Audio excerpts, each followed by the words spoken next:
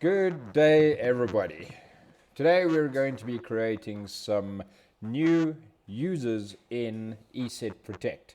This is for technicians or admin or management users.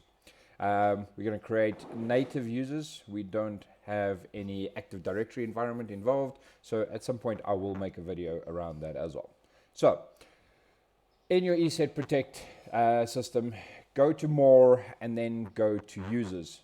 And then under that section, you can go to New Native User.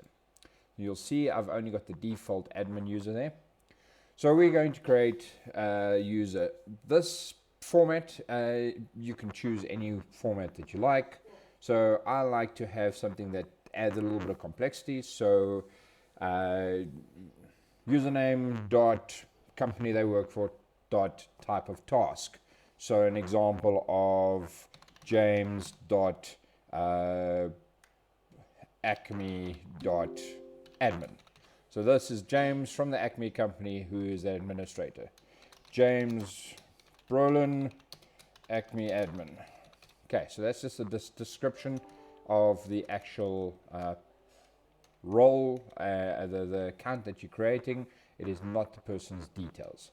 So you can add tags over here. So we can go and say, maybe I want admin as a tag, and I want to go and say Acme as a tag. So when I search against metadata, I can search for Acme admin and I can find those links. So I can have as many tags as I like, and I can have compounded searching.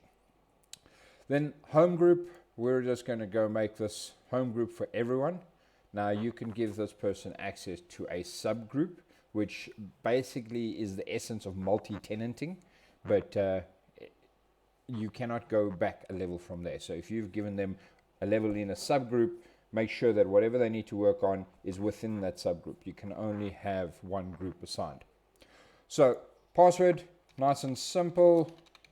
I'm just going to give it a basic password for now. You want to go and encourage your users to go and change their passwords. See, this password change required, you want to force that. You also have the duration of the password, what's the expiration date. So 365 is a bit long, especially if it's an admin account. You should not really be exceeding 90 days.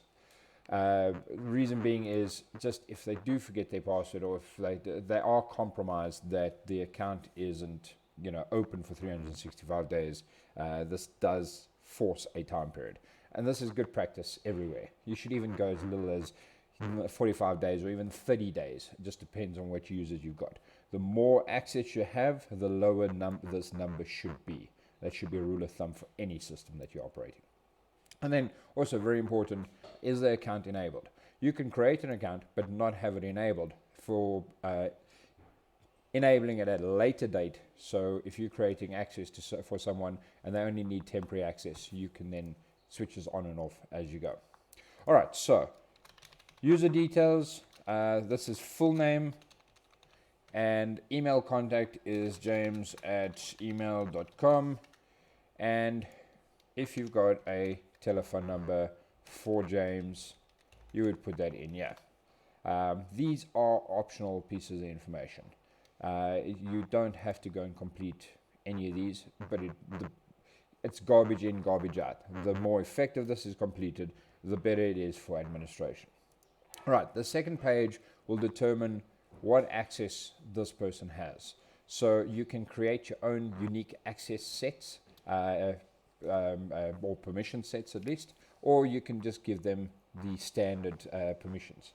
So for James, he's a full admin, so I'm going to give him an administrative permission set, and it will give me a breakdown of what he can do in the different areas. So you get groups and computers, he can work on all these different areas without any hindrance. So you can see that it gives you an immediate permission set.